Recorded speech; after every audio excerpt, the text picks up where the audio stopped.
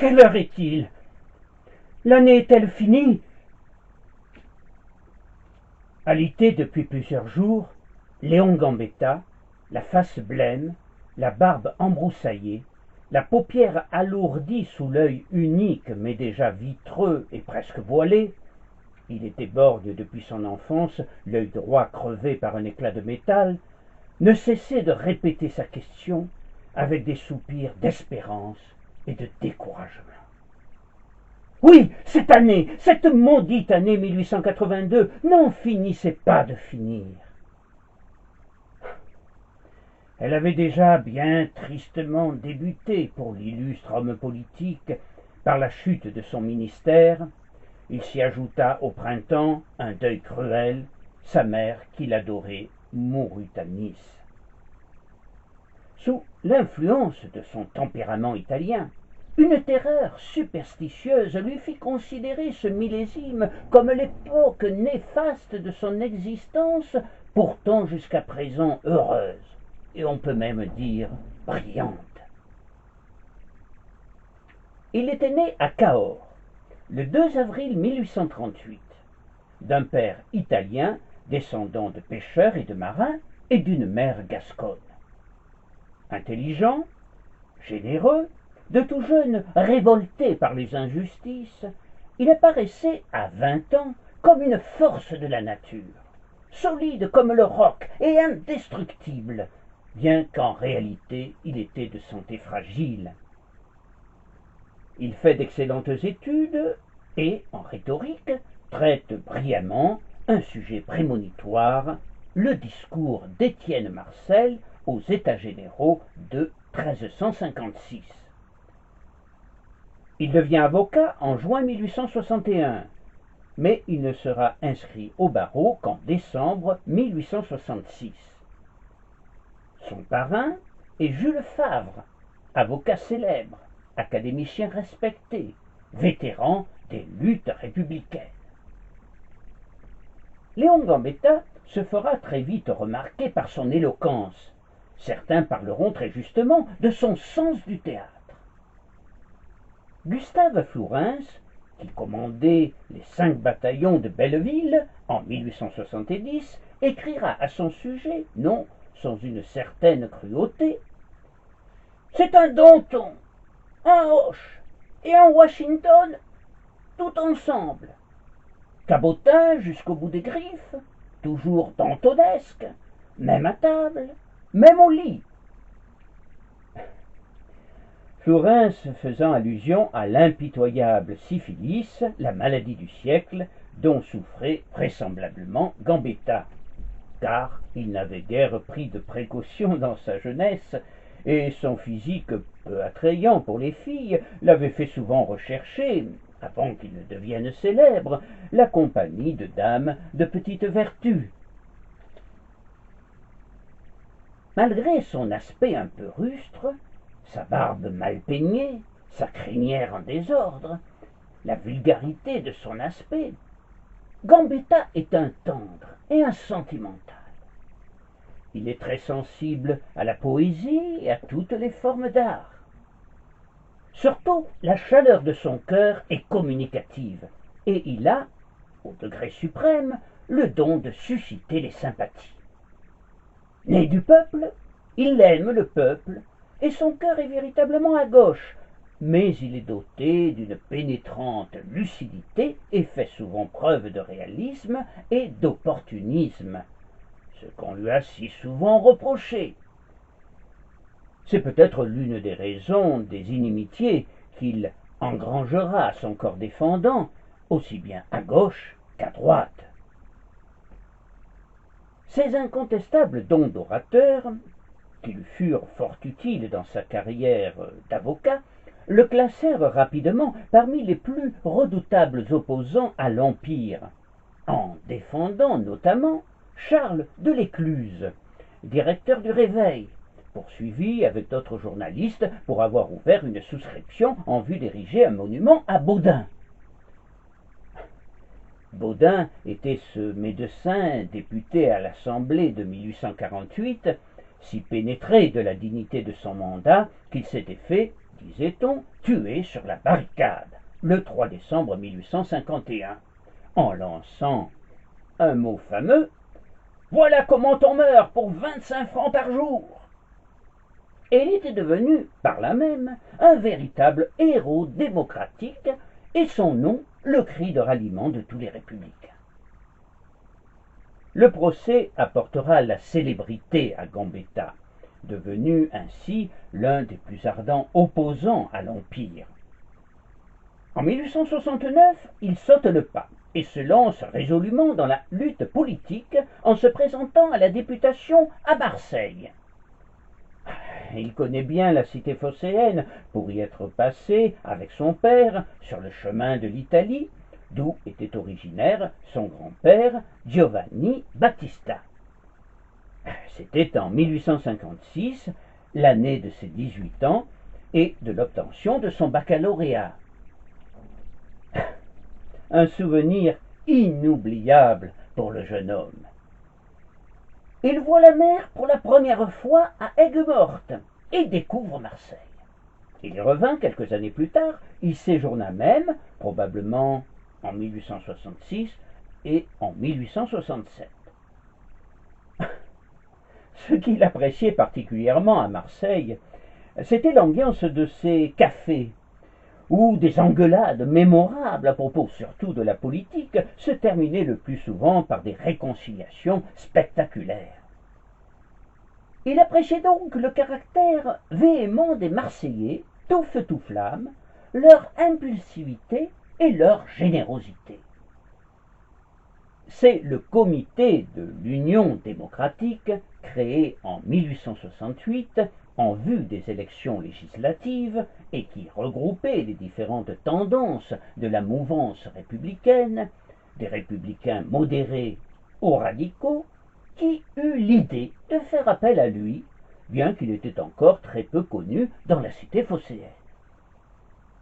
Gambetta fut très heureux de se présenter à Marseille, en même temps d'ailleurs qu'à Belleville, qui jouera quelques années plus tard un rôle considérable dans les événements de la Commune de Paris. Le programme électoral de Gambetta, qu'il présenta aux Marseillais, connu sous le nom de Programme de Belleville, sera rédigé en fait par le comité républicain de Belleville. De tonalité assez radicale, il réclamait l'extension des libertés publiques, la séparation des églises et de l'État, l'élection des fonctionnaires, la suppression des armées permanentes et des réformes économiques audacieuses. La circonscription de Marseille est bonne, très bonne, écrit-il à son vieil ami le docteur Édouard Fieusal. Le peuple est enthousiaste et m'est acquis. Je pourrais bien remporter un succès. Il emporta en effet au second tour face à Ferdinand de Lesseps, de surcroît marseillais, avec près de 13 000 voix contre seulement 5 000 pour son adversaire. Ce n'est pas un succès, c'est un triomphe. Le lendemain de son élection, il écrit: on m'a littéralement étouffé hier soir après le scrutin. Je suis rompu et je me sauve incognito pour empêcher tout Marseille de monter dans mon wagon. Il connut des moments de gloire, des moments inoubliables dans sa vie, des épisodes dramatiques ou joyeux. Mais ce 6 juin 1869 fut sans doute le plus beau jour de sa vie, et il devait tout ce bonheur à cette ville généreuse et altruiste. Auréolé de sa victoire, Gambetta fit son entrée dans la Chambre sous les acclamations de ses partisans. À la tribune, ses discours retentissants enthousiasmèrent aussitôt tous les républicains. Le député de Marseille prend alors conscience de sa force. « J'ai, répète-t-il, une tête à gouverner l'univers !» Et peu autour de lui en disconviennent. Après la défaite de Sedan et la capitulation de Napoléon III en septembre 1870, Rouge de colère et d'indignation, il s'écrie, toujours à la tribune de l'Assemblée: « Citoyens, la patrie est en danger. Attendu que tout le temps nécessaire a été donné à la représentation nationale pour prononcer la déchéance, attendu que nous sommes et que nous constituons le pouvoir régulier issu du suffrage universel, nous déclarons que Louis-Napoléon Bonaparte et sa dynastie ont à jamais cessé de régner sur la France. » Entré dans l'histoire et dans la mémoire collective de nos compatriotes, en s'envolant en ballon depuis Paris occupé par les Prussiens, fondateur de la Troisième République, défenseur de la patrie, député, président de la Chambre, président du Conseil, il avait, à 44 ans, gravi tous les échelons de la carrière politique et connu l'ivresse du pouvoir. Tout lui souriait. Ah oui, vraiment, tout lui souriait, jusqu'à cette fameuse année 1882. Président du Conseil, il s'était entouré d'une équipe de camarades, dont un jeune avocat de talent à l'intérieur, Waldeck-Rousseau, au commerce, son ami Maurice Rouvier, qui, à l'annonce de l'effondrement de notre armée face aux Prussiens, s'était emparé en août 1870, avec Gaston Crémieux et Alfred Naquet, de la mairie de Marseille, pour y instaurer un comité révolutionnaire. Tous deux, Waldeck-Rousseau et Maurice Rouvier, seront plus tard des présidents du Conseil d'envergure. Un autre de ses amis, le physiologiste auxerrois, député de Lyon, Paul Bert, à l'instruction publique et au culte, et Félix Faure, un jeune industriel havrais aux colonies. Félix Faure sera plus tard président de la République. Mais, faut-il le rappeler, tous ces noms n'étaient pas encore très connus du grand public. Peu importe d'ailleurs. L'équipe était soudée et dévouée, à l'image de Paul Bert, à qui on demande à l'Assemblée « Qui êtes-vous » et qui répond tout de go « Je suis l'homme de Gambetta ». Avec son équipe, Gambetta entendait bien mettre aussitôt à l'étude une série de projets de loi abaissant à 3 ans le service militaire, réformant la magistrature, instituant un impôt général sur le revenu, portant conversion de la dette nationale, modifiant la législation sur les sociétés dans un sens favorable à la protection de l'épargne. Enfin, il s'affirmait nettement favorable à la reconnaissance du droit syndical. Malheureusement pour lui, ces projets, d'emblée, ne plaisent guère aux bourgeois de gauche, formant le gros de la majorité de l'Assemblée et qui n'admettaient ni les réformes sociales trop hardies, ni la main tendue aux conservateurs alliés à la République. Mais ce qui va le plus heurter les chambres et provoquer la chute du ministère Gambetta, c'est un projet tendant à la révision de la Constitution. Ce projet, le président du Conseil le déposa dès le 14 janvier 1882, résolu à jouer quitte ou double.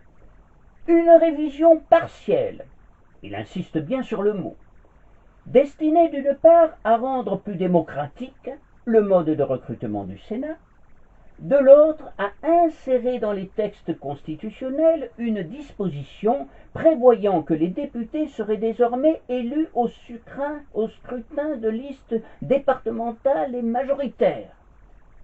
C'est cette dernière mesure qui souleva la tempête, la Chambre des députés craignant voir celle-ci se profiler le spectre de la dissolution. Gambetta défendra avec fougue sa politique à la tribune et terminera en s'écriant avec emphase « Je ne puis mettre en face de vos appréhensions que ma loyauté, que la sincérité de mes paroles, que les projets que nous avons préparés, enfin que mon passé, et je fais appel à vos consciences. Il y a quelque chose que je place au-dessus de toutes les ambitions, fût-elle légitime. C'est la confiance des républicains, sans laquelle je ne pourrais accomplir ce qui est, j'ai bien le droit de le dire, ma tâche dans ce pays, le relèvement de la patrie.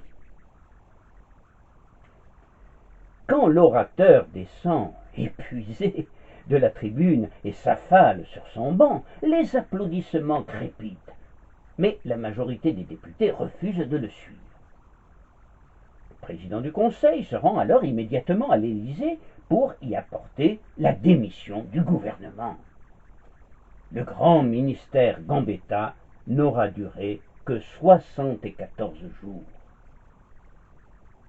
Le président de la République, Jules Grévy, qui n'a jamais cessé d'intriguer sournoisement contre Gambetta, ne dissimule pas sa satisfaction.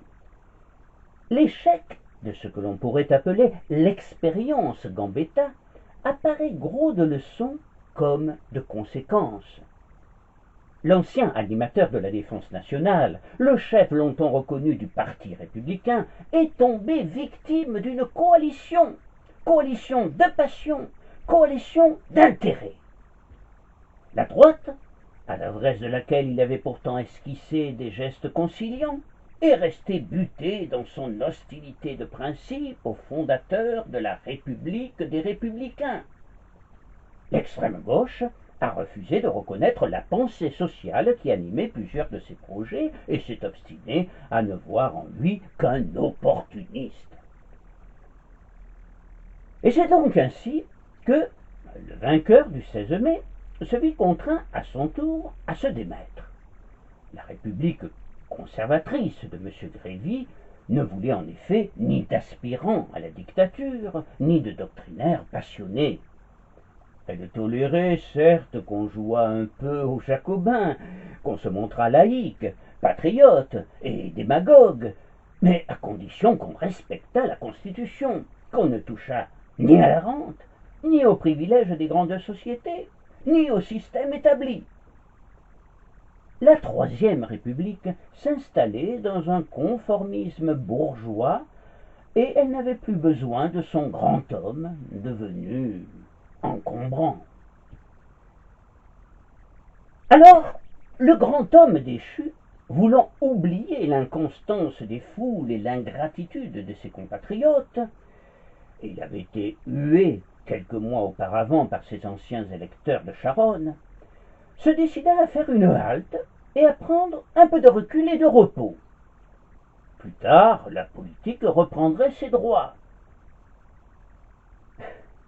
À force de courir les jolies campagnes d'Île-de-France, il avait découvert un modeste pavillon au charme rustique, perdu dans la verdure, dans lequel Balzac avait cultivé des ananas dans les années 1840. Le pavillon des Jardis, à Ville-d'Avray, qui sentait encore une vague odeur de moisi et de pommes sûres, telle qu'on l'imagine dans quelques pensions bouquets ou logis à la Grandet. Seule transformation importante décidée par Gambetta, un escalier remplaça la simple échelle par laquelle l'auteur de la comédie humaine gagnait les combles pour fuir ses créanciers. Dès le début de l'automne, les travaux d'aménagement étaient terminés, et sans quitter définitivement son appartement de la rue Saint-Didier, il s'installa au Jardin, ou plutôt, ils s'installèrent.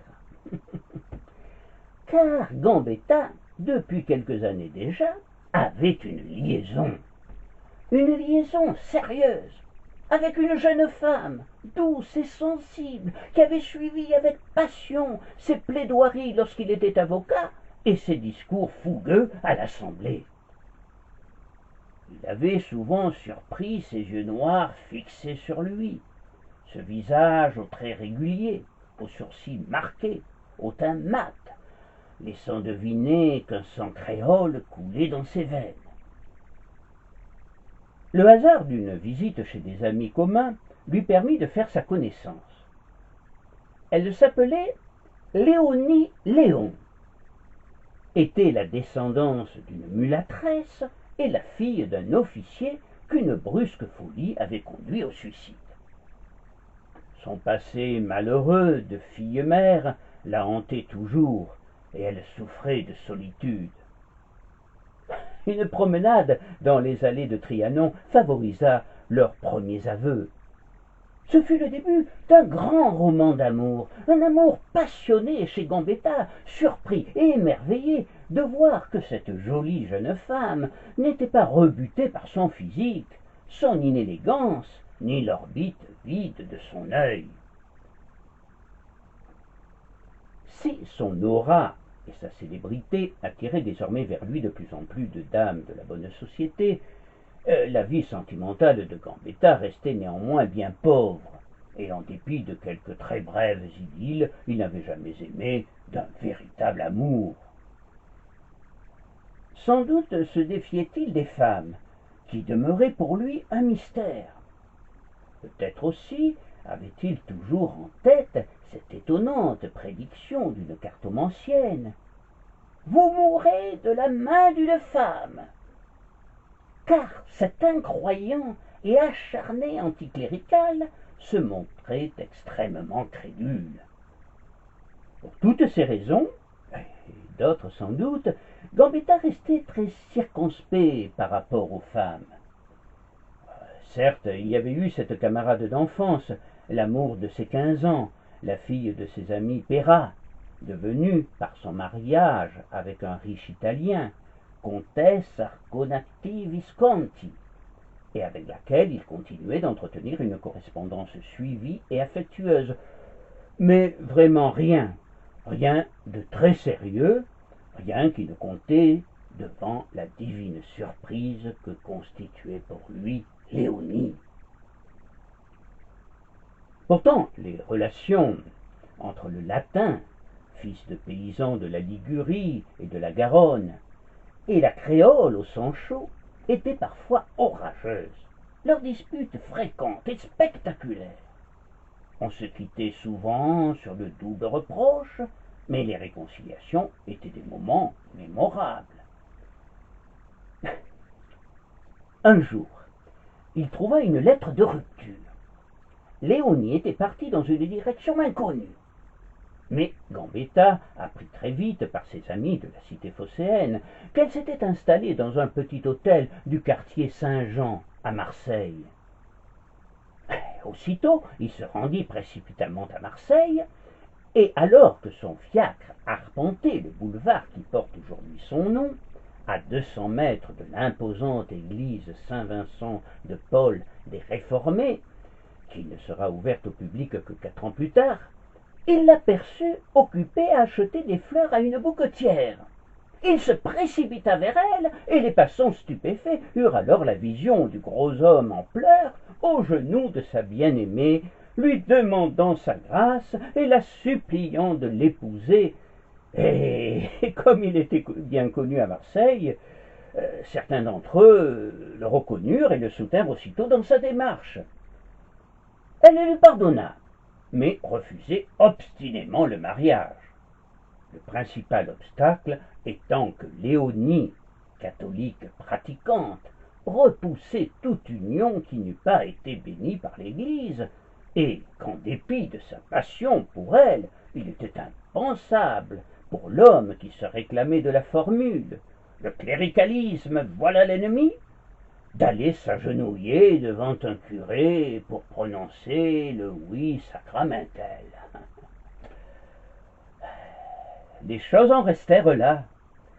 Mais Gambetta ne désespéra pas de convaincre Léonie, sans pour autant se déjuger. Quelle heure! Quelle heure! Léon Gambetta, dans un état de demi-conscience, revoyait défiler les grands moments de sa vie mouvementée. Comme ce vendredi 7 octobre 1870, où, au petit matin, depuis la place Saint-Pierre à Montmartre, il échappa au siège de Paris pour rejoindre le gouvernement de défense nationale installé à Tours et galvaniser la résistance du pays. enveloppé dans son manteau doublé de lapin, la gorge couverte de laine à cause d'une laryngite tenace, il serre des mains, des dizaines de mains. Les dames ont les yeux mouillés. Des soldats lui présentent les armes. Quelques instants plus tard, il prend place avec son ami et confident Eugène Spuller dans la nacelle du ballon l'Armand Barbès.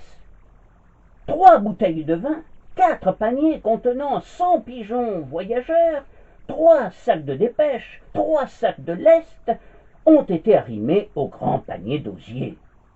« Lâchez tout !» crie Nadar, le célèbre photographe aérostier, sa casquette d'officier de marine au travers sur sa tignasse rouge. L'Armand Barbès s'élève lourdement dans les airs et prend peu à peu de la hauteur. Bientôt, les monuments de Paris émergent sous les nuages que le soleil perce de ses premiers rayons.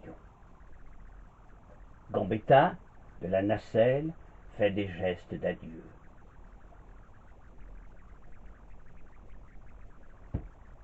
Le petit peuple de la butte, enthousiaste, salue, comme un guignol, le ministre qui fait la nique aux Prussiens.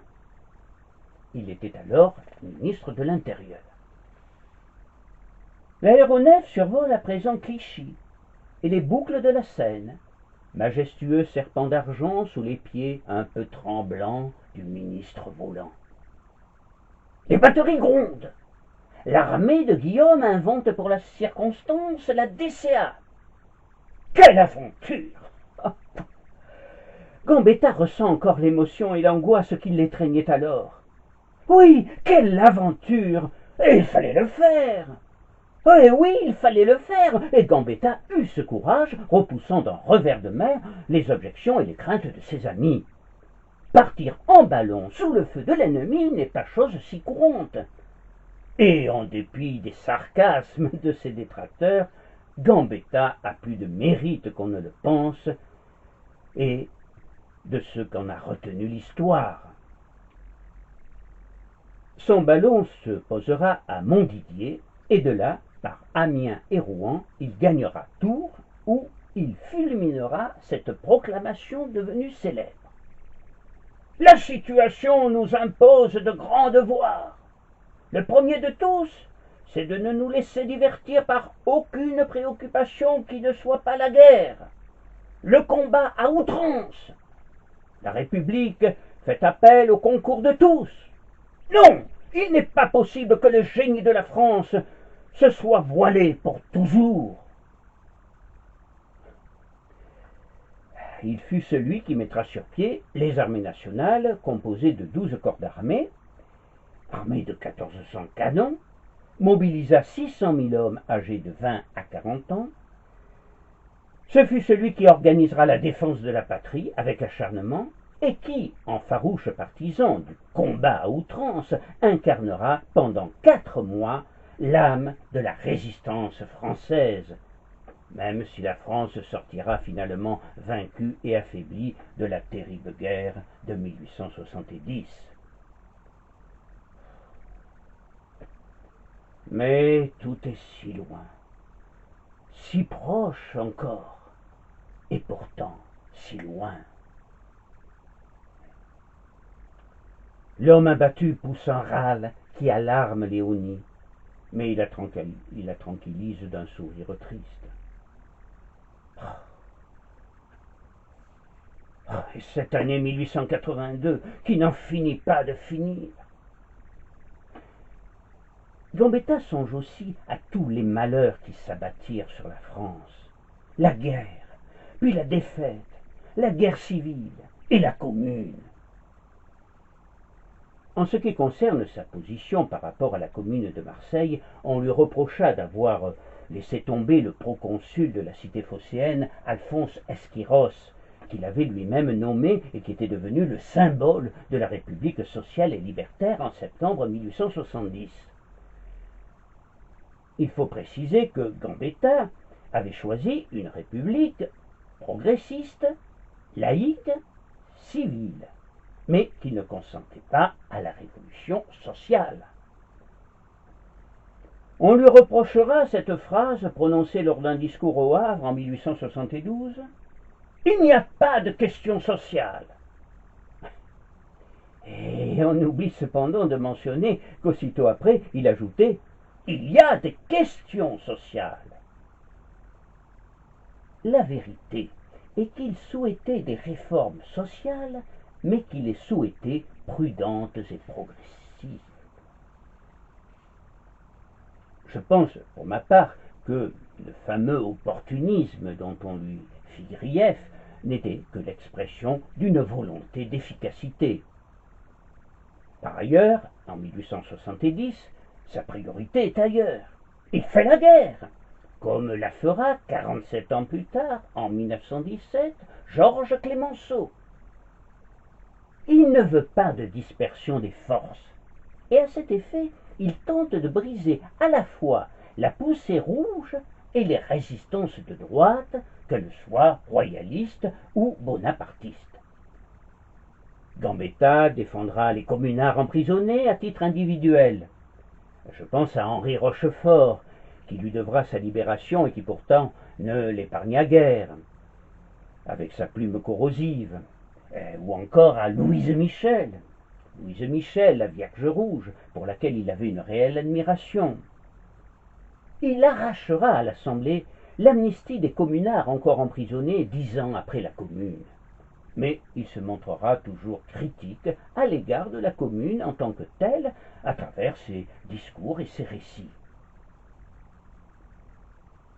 La plus profonde raison du désaccord entre Gambetta et les communards tient du fait qu'il était, et sera toujours, un défenseur acharné du pouvoir central, un ennemi naturel de toute fédération, non par refus doctrinal, mais parce que le communalisme lui semblait apporter faiblesse et décomposition. C'est en fait sur le plan de l'unité française qu'il se plaçait toujours. Quelle heure? Mais quelle heure est-il donc?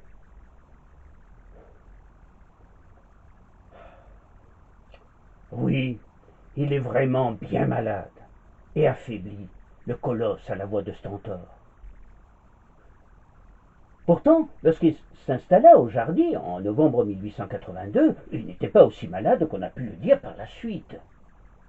Ah, certes, il souffrait de crises d'asthme.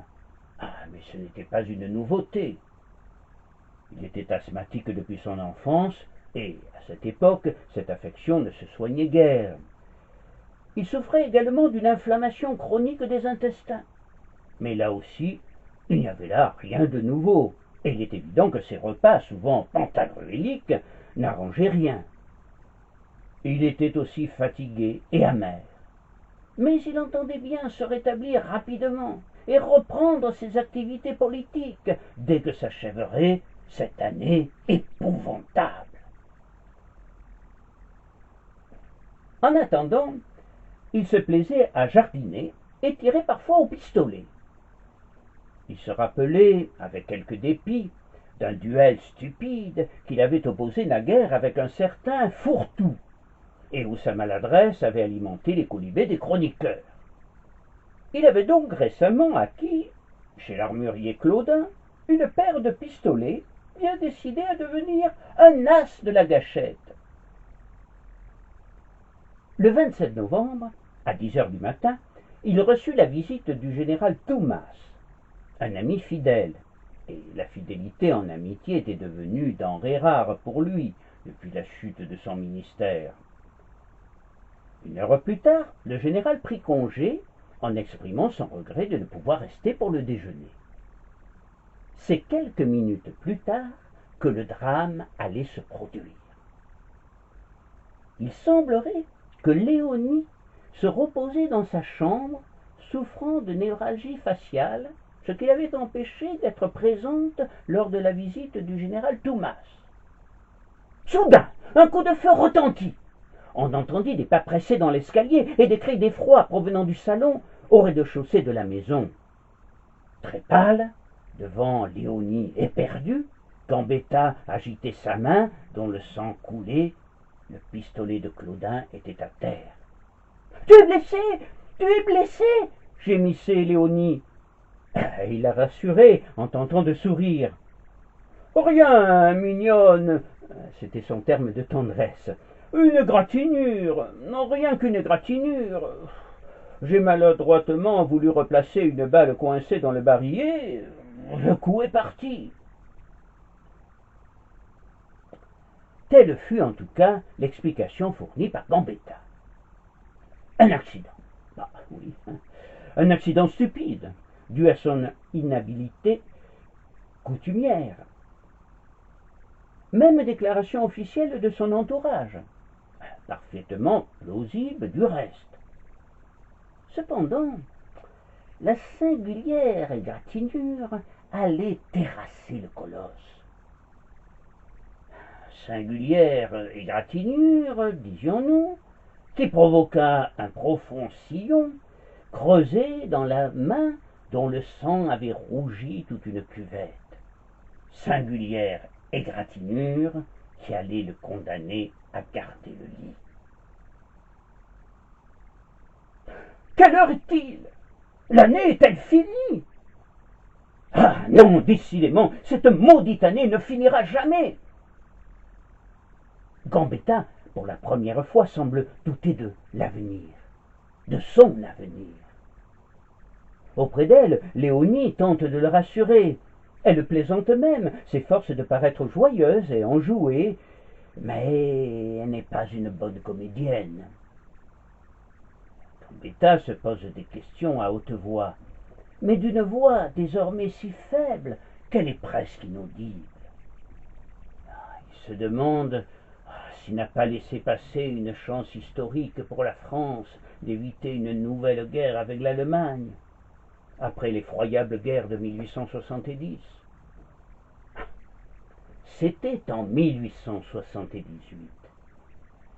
Même si les gouvernements républicains cultivaient l'esprit de paix à l'intérieur et à l'extérieur, il n'en forgeait pas moins une armée nouvelle, nationale, appuyée sur un service de 3 ans. Et le clairvoyant Bismarck pressentit, peut-être avant tout le monde en Allemagne, qu'une nouvelle guerre entre les deux pays éclaterait tôt ou tard, même si le nouvel empereur, Guillaume II, et son ministre Bülow étaient pour la paix. Elle éclaterait, eh bien oui, elle éclaterait irrémédiablement tant que l'Alsace et la Lorraine seraient allemandes.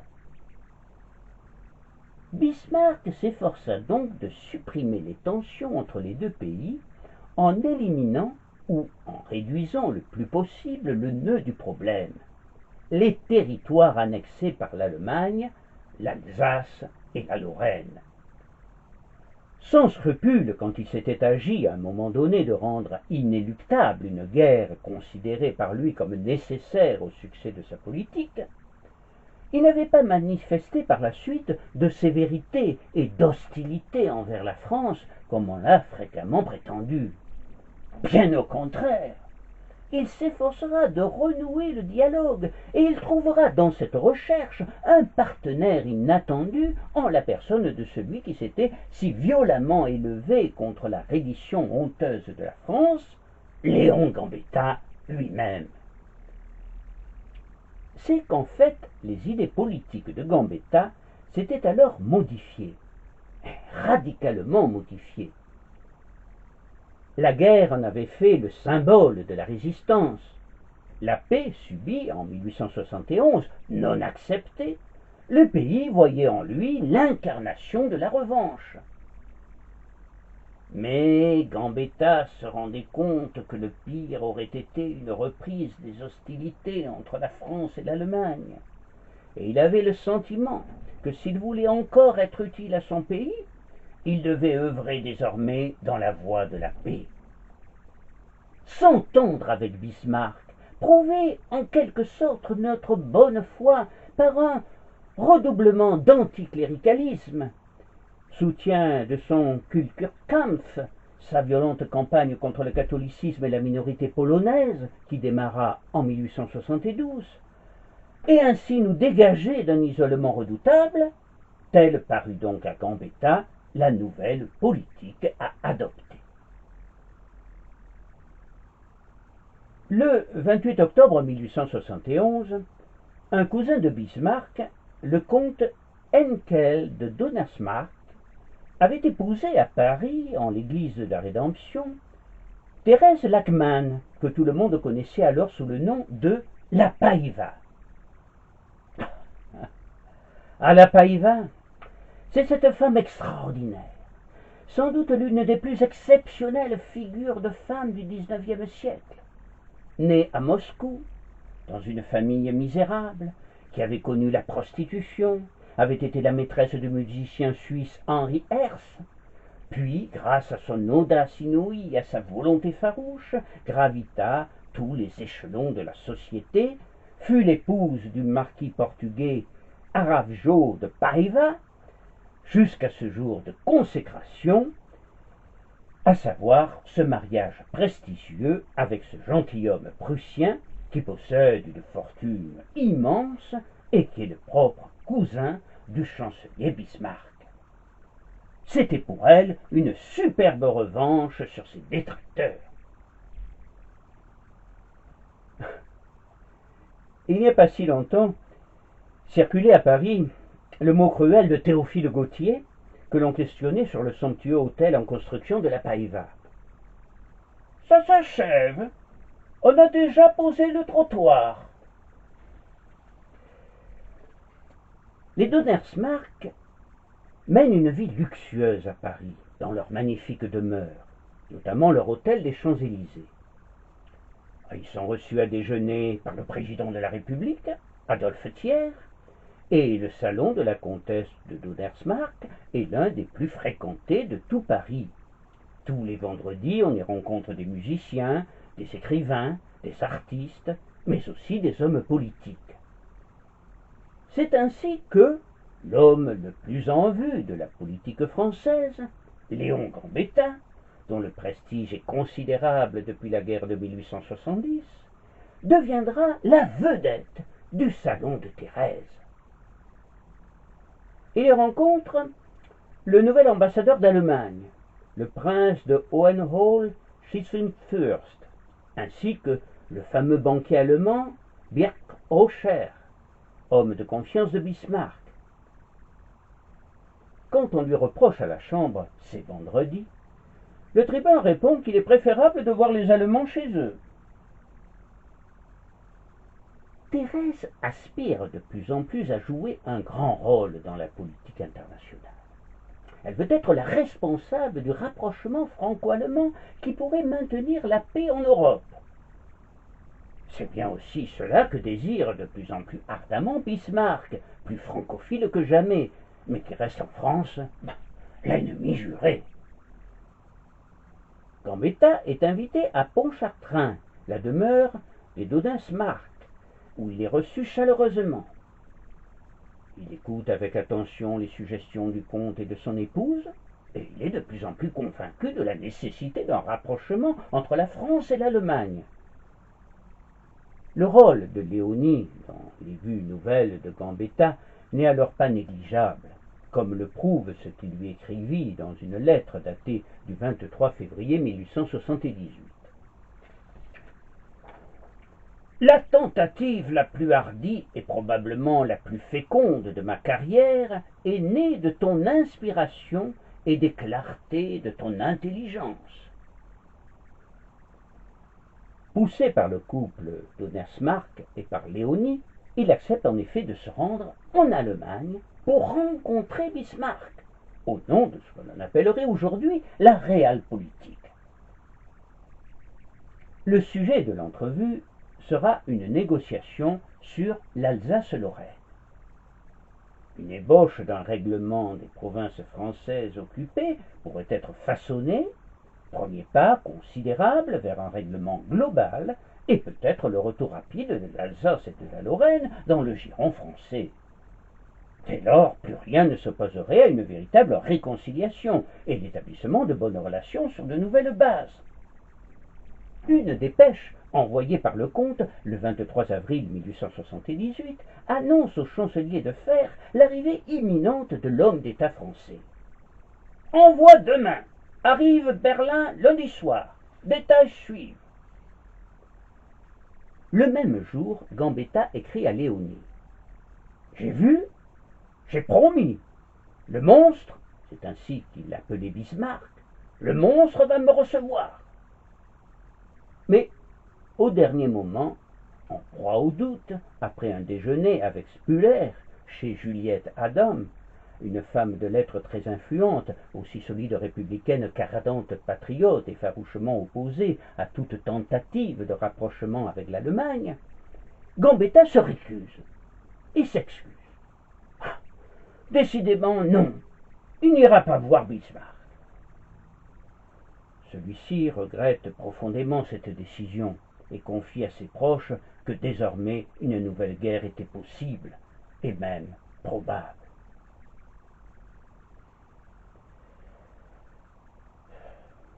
Gambetta, en cette fin d'année 1882, se sent coupable de n'être pas allé à Berlin à l'invitation de Bismarck en 1878 et d'avoir laissé passer une chance unique peut-être de renouer des relations de confiance avec l'ennemi d'hier et de résoudre peut-être rapidement le problème de l'Alsace-Lorraine.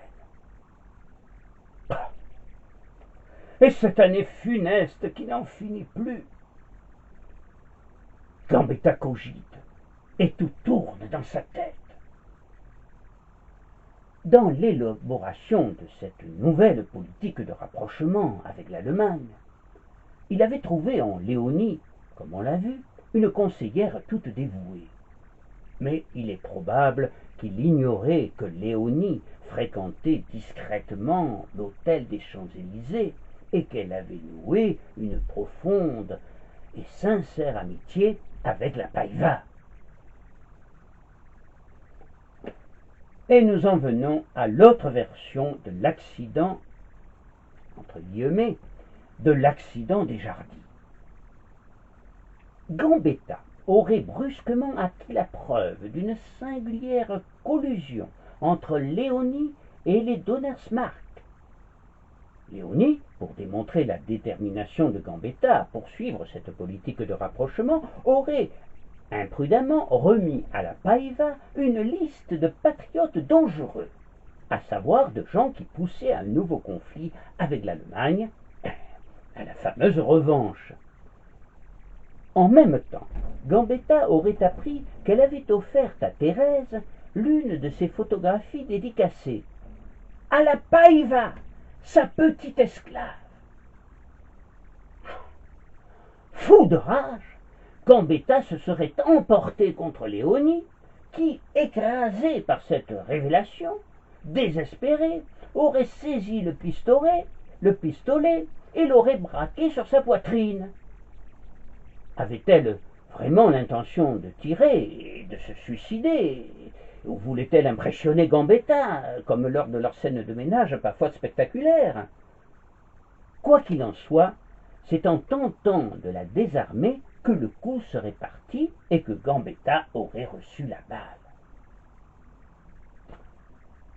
Hypothèse intéressante qui expliquerait le cri qu'elle aurait poussé, au dire de la cuisinière des Jardins. « Qu'ai-je fait, mon Dieu? C'est moi qui l'ai tué !» Cela expliquerait aussi la déviation anormale du projectile labourant littéralement le bras, si l'on s'en tenait à la description du geste tel que l'a donné Gambetta.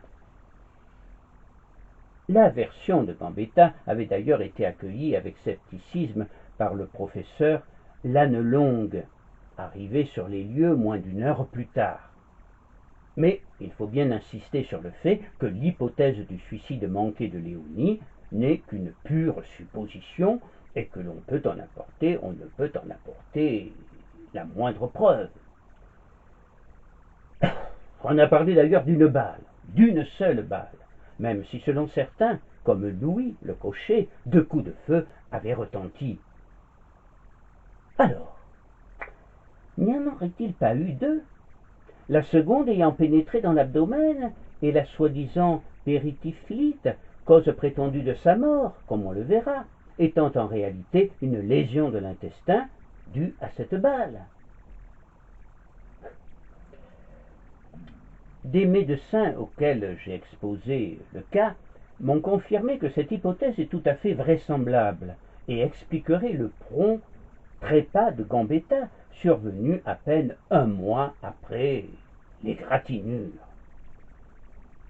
En tout cas, dès le lendemain du drame, toute la presse relatait longuement l'événement. Toutefois, comme sur un mot d'ordre, elle en minimisait l'importance, et la thèse de l'accident n'était nullement mise en doute. Seule, dans l'intransigeant, la note semblait différente. Henri Rochefort, toujours aussi persifleur et hostile à Gambetta, affecta tout d'abord de traiter l'aventure sur le mode badin. Sans doute est-ce la balle du pistolet de M. de Fourtou qui, étant donné la distance où celui-ci se trouvait de son adversaire, a mis 4 ans à lui revenir. Ou bien encore, quand on voit ce qu'il faut de médecin à M. Gambetta pour une blessure de pistolet à la main, on se demande ce qu'il faudrait à un roi pour un éclat d'obus. Puis, bientôt, plusieurs observateurs politiques et journalistes qui, avec Rochefort, niaient l'accident, mais ne croyaient pas plus à une tentative de suicide de Léonie, commencèrent à imaginer un geste meurtrier de sa part. Dans cette hypothèse, les raisons d'un tel geste délibéré n'auraient pas manqué, selon certains. Léonie aurait découvert une lettre dans laquelle Gambetta exprimait à Madame Arconati Visconti, qui venait de perdre son mari, son intention de l'épouser. Gambetta se débattait dans de sérieuses difficultés financières et la comtesse était très riche. Cette version romanesque est peu probable, et l'on n'a jamais retrouvé la moindre lettre de demande de mariage de Gambetta à la comtesse. Plus crédible, si l'on s'en tient toujours à l'hypothèse d'un tel geste de la part de Léonie, la version d'une scène violente à propos de la païva et de la photo compromettante qui, elle, existe bien, au cours de laquelle Léonie aurait saisi un pistolet, non pas pour se donner la mort, mais pour tuer Gambetta, qui l'aurait accusé à la fois de trahison, en raison de la fameuse liste de patriotes et de relations particulières avec Thérèse. Prenant aussitôt conscience de son geste criminel, elle aurait éclaté en sanglots et aurait alors prononcé la fameuse phrase qui prendrait alors tout son sens « C'est moi qui l'ai tué !» Gambetta aurait en un instant imaginé le scénario qui sera officialisé en l'adjurant de lui promettre de corroborer ses dires. Cette version me semblerait beaucoup plus vraisemblable aussi qu'un suicide manqué de Léonie. Elle démontrerait en tout cas l'amour immense du tribun déchu pour cette femme.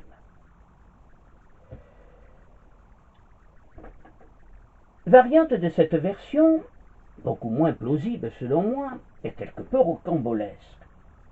La païva souhaitait faire payer à Gambetta son revirement de 1878 qui aurait décrédibilisé le couple Donnersmarck auprès de Bismarck.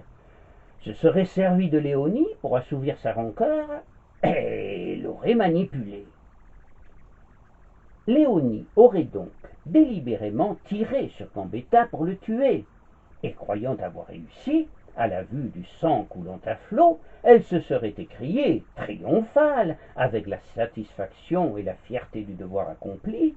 « C'est moi qui l'ai tué !» Nous passerons rapidement sur toutes les autres hypothèses dans lesquelles il n'est plus question de Léonie. Des hypothèses plus farfelues les unes que les autres, mais qui circulèrent néanmoins au fil des années et des enquêtes ou pseudo-enquêtes sur le drame des Jardy. Celle d'un assassinat par un mystérieux petit homme en noir, coiffé d'un immense chapeau basculé en arrière, qui aurait accompagné le général et ne serait pas ressorti avec lui. Celle d'un attentat anarchiste, d'un forfait des jésuites, voire même d'un meurtre tenté par une femme mystérieuse, rivale de Léonie Léon. Quelle heure? Quelle heure? En dépit de bulletins de santé volontairement rassurants, l'état de Gambetta s'aggrava encore durant le mois de décembre. On peut s'interroger sur les étranges soins que lui prodiguait l'armada de médecins. Les docteurs Trélat, Charcot, Verneuil, Lannelongue, Fiesal, Sirodet, 9 au total, qui se succédaient à son chevet. Dans sa chambre, ils interdisaient que l'on ouvre la fenêtre et que l'on aère la pièce, et ils prescrivaient de le nourrir copieusement. Et c'est copieusement, trop copieusement, avec des huîtres et du gibier, le tout arrosé de champagne, qu'on s'efforçait de le rétablir. Curieux régime pour quelqu'un qui souffrait de l'estomac.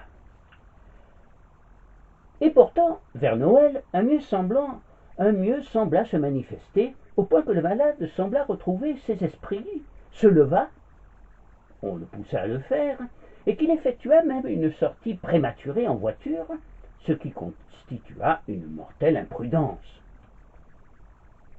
Qui aurait pu l'encourager à sortir dans son état?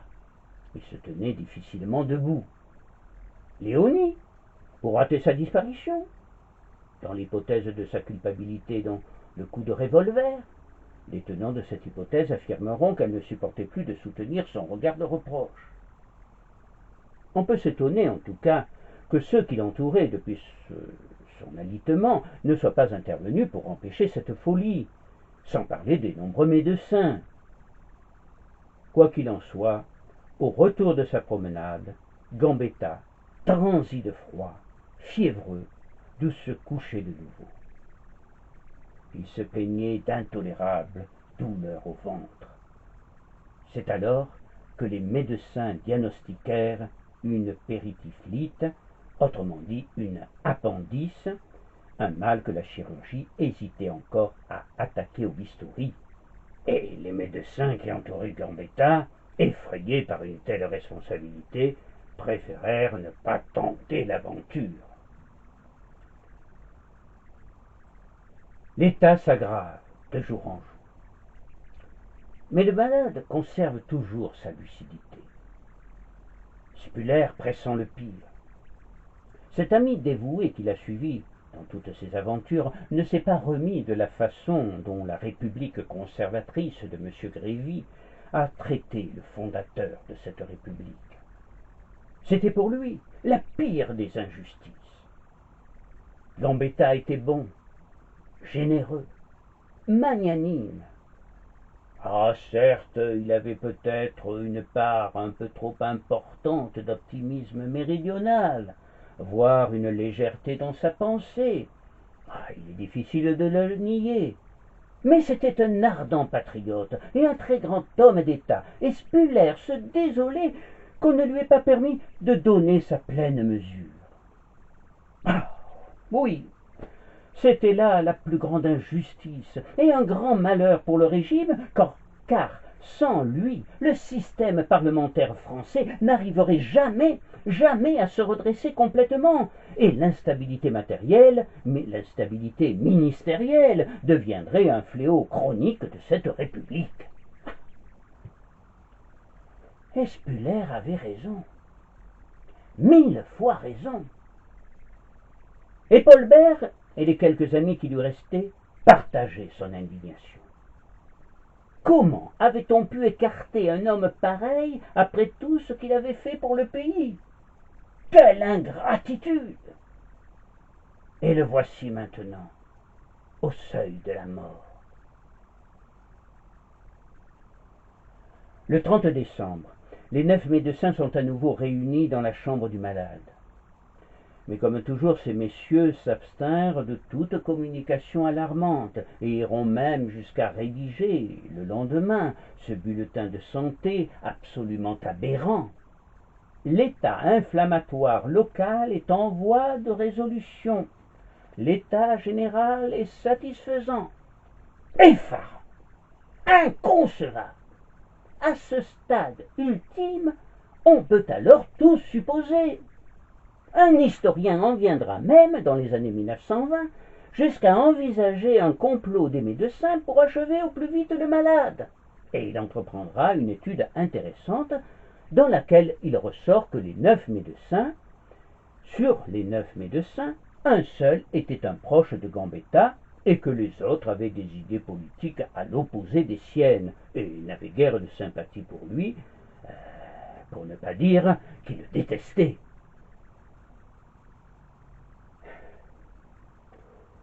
Enfin, nous voici arrivés à cette journée fatidique du 31 décembre. Qu'elle fut longue et lourde d'angoisse, cette journée du 31.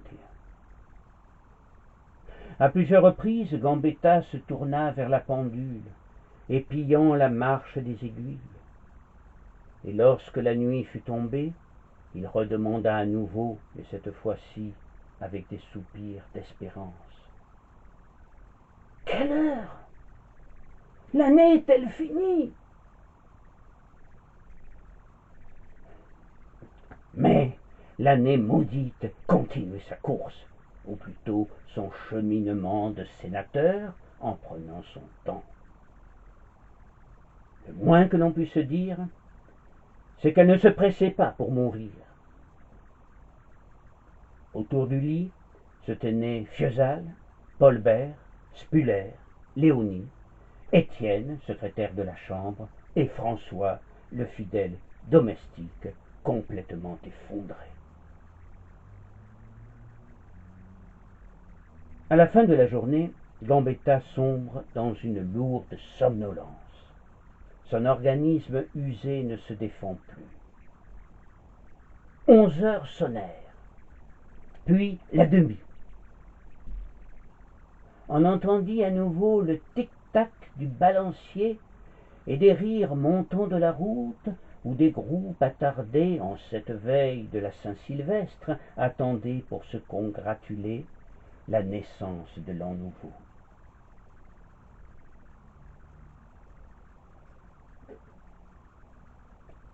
Quelle heure? Demanda encore Gambetta d'une voix qui n'était plus qu'un souffle, un murmure à peine perceptible.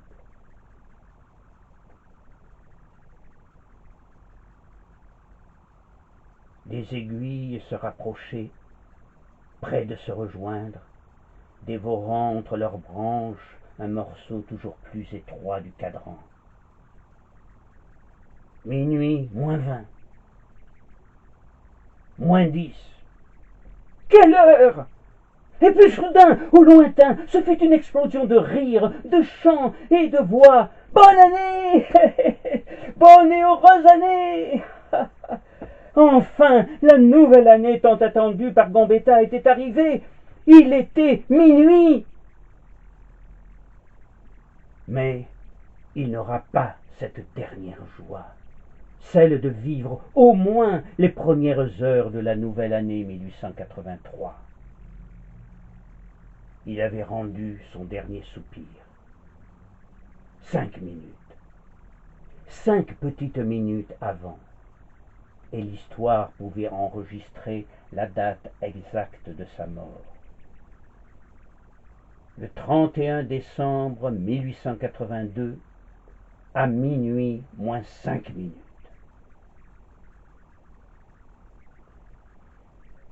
Paulbert, qui lui tenait la main lorsque celui qui était parvenu à soulever l'âme de la nation quitta ce monde ingrat, est effondré et se lamente. De quel côté nous tourner désormais où nous ne rencontrions que le vide? Pour moi, je me sens comme un enfant isolé. Spuller répète comme une litanie. Ah, le chef! Ah, le chef! Pourquoi nous a-t-il quittés si tôt?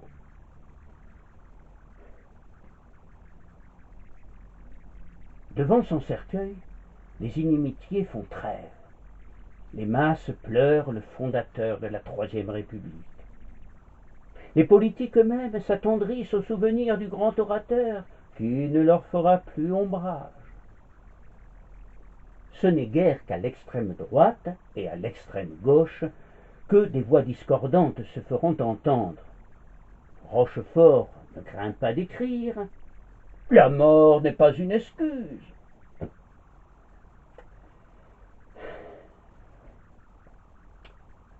Les funérailles nationales furent bientôt décrétées. Funérailles civiles, suivies par une foule immense, du Palais Bourbon au cimetière du Père-Lachaise. Les discours remplacèrent les larmes.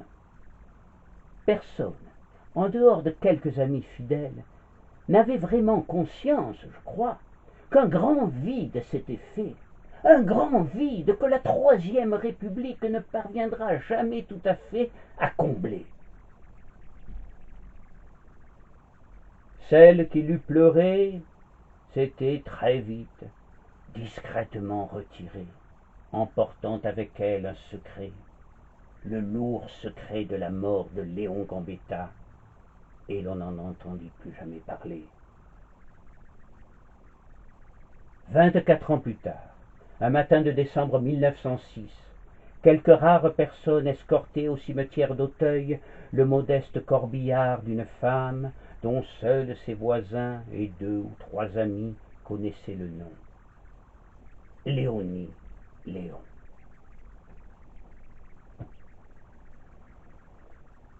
Je vous remercie.